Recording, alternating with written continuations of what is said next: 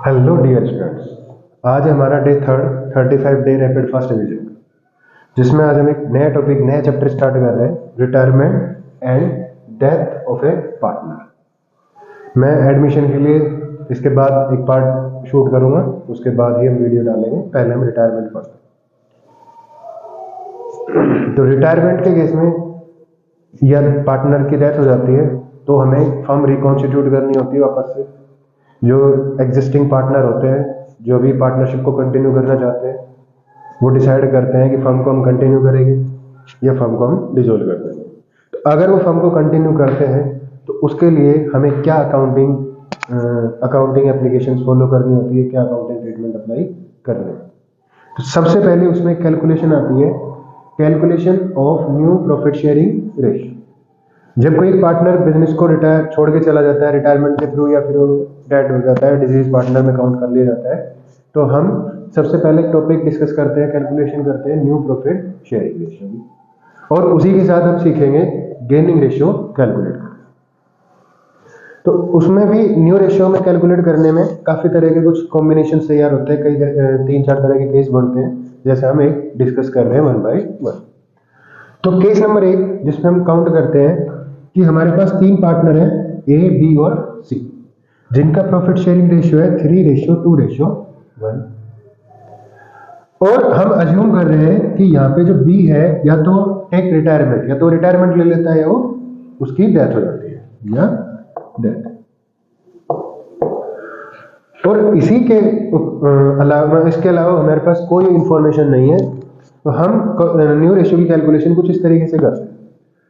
हमारे पास ए, बी और सी 3 पार्टनर है, बी रिटायर लेता है तो हम उसके रेशियो को कट कर देंगे।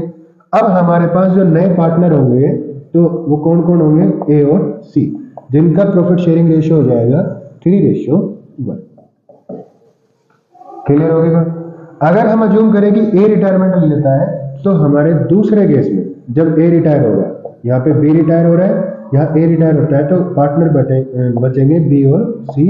अब उनका प्रॉफिट शेयरिंग रेशियो रह जाएगा 2:1।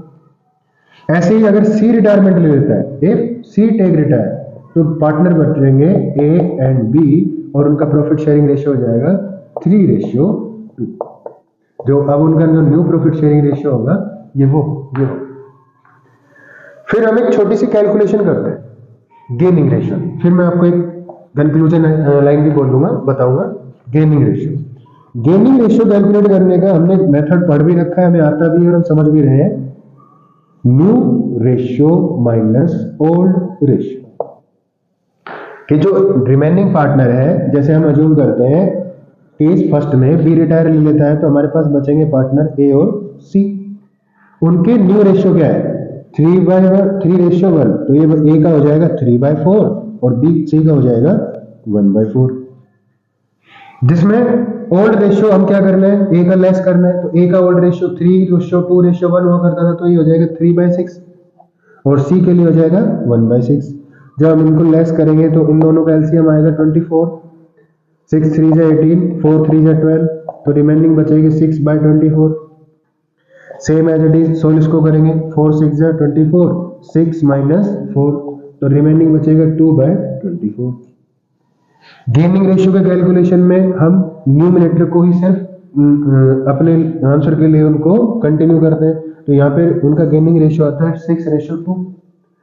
अब मैं इनको और मिनिमाइज कर सकता हूँ, 2 1 2 और 2 3 6, तो हमारा जो गेनिंग रेशियो होगा ए और सी का, वो कितना होगा 3:1।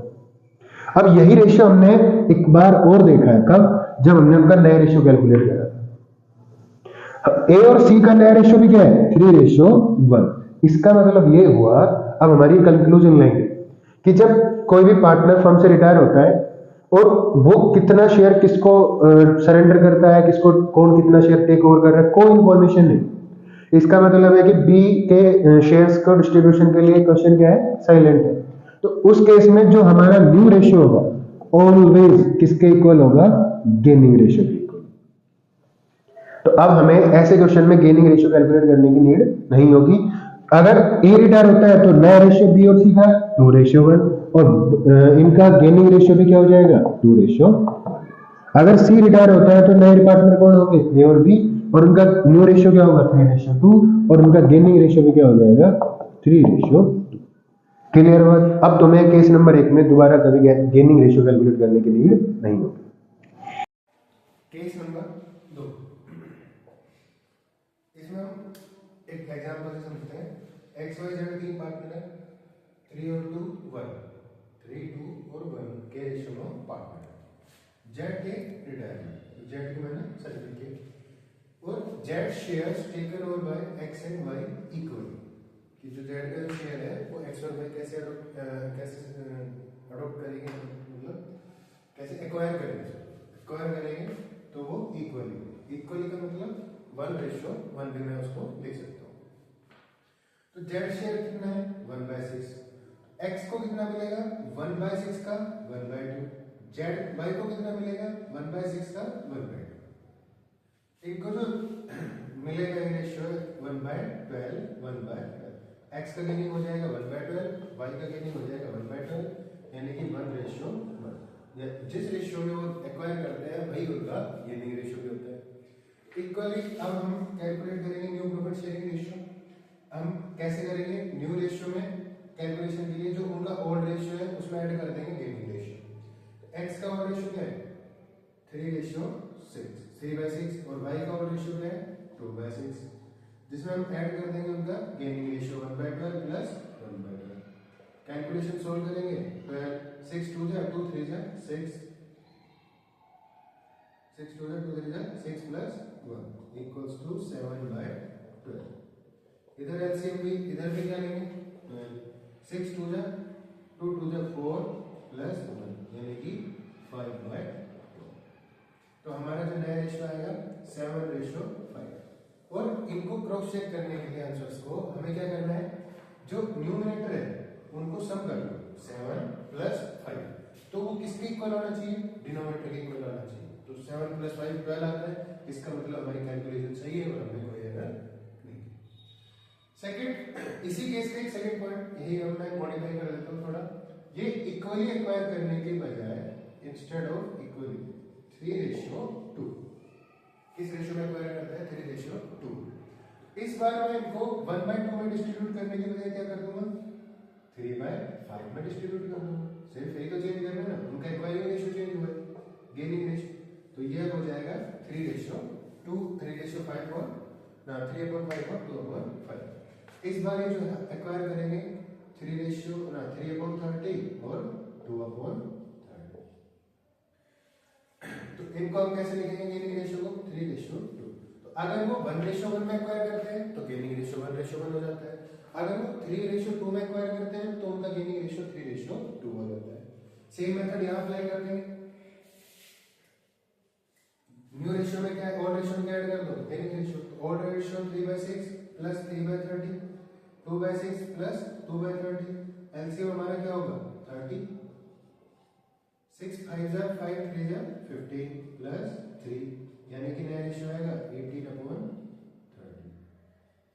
6 5 जा 30 और 5 2 जा 10 प्लस 2, तो वो क्या होगा 12/30। अब सम करो न्यूमरेटर्स, 18 प्लस 12 कितना होगा 30, इसका मतलब हमारा आंसर सही है। तो न्यू रेशियो आ जाएगा 18:12। ये हमारे नए रेशियो हो जाए। क्लियर हो गई बात।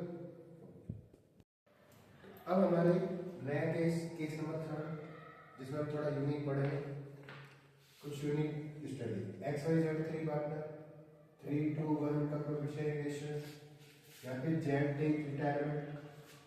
इस बार जेड डिसाइड करता है कि मैं अपने शेयर को किसको कितना किसके फेवर में सरेंडर करने वाला हूं।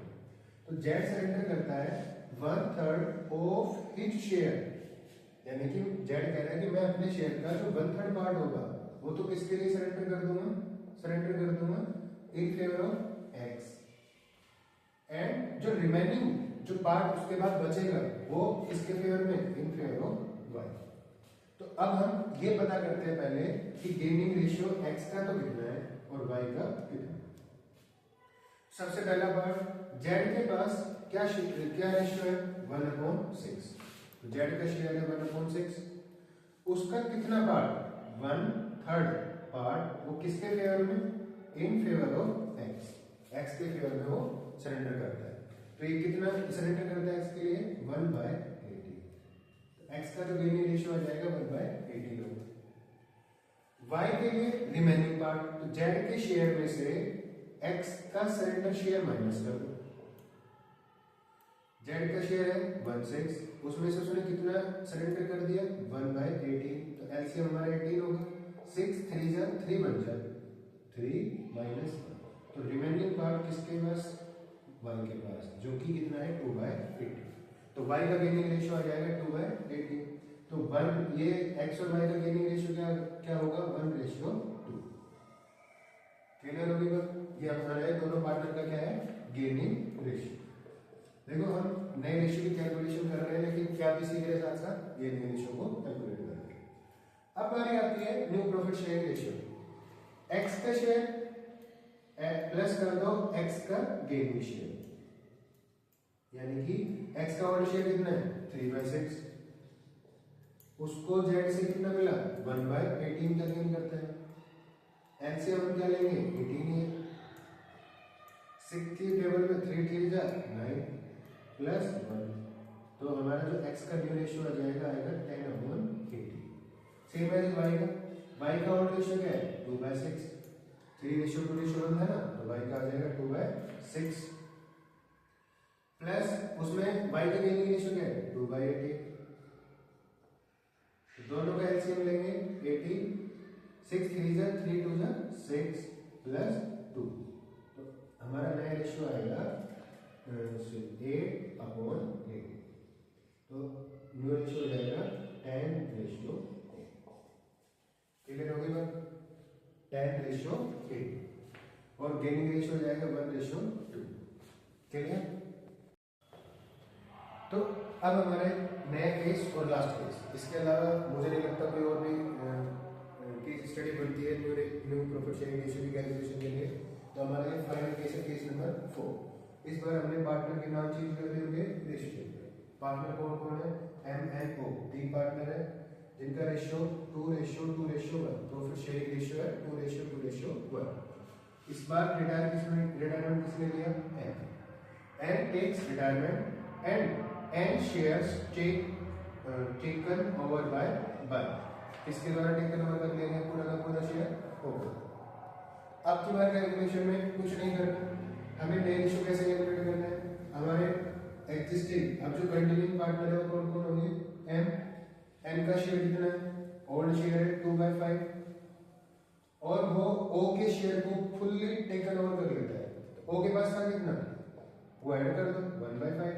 n का शेयर कितना हो जाएगा, सॉरी बाय मिस्टेक, n तो एज इट इज रहेगा, क्योंकि n रिटायरमेंट ले रहा है और उसके शेयर में किसने टेकन ओवर किया है, और तो n का शेयर यही हो जाएगा। अब बारी आएगी एग्जिस्टिंग शेयर पार्टनर में o की। o के पास कितना था, 1/5 शेयर। n ने रिटायरमेंट लिया और उसके शेयर में किसने अडॉप्ट कर लिया, o ने। o n के पास था कितना, 2/5। ऐड होने के बाद ये हो जाएगा एलसीएम 5, जिसमें 1 + 2 = 3/5 से हम इस बार हमारा रेशियो हो जाएगा 2/5 for m and 3/5 for o। तो रेशियो 2:3। अब न्यूमरेटर को ऐड कर लेते हैं, तो हमें पता चल जाता है कि हमारा आंसर सही है या गलत। क्लियर।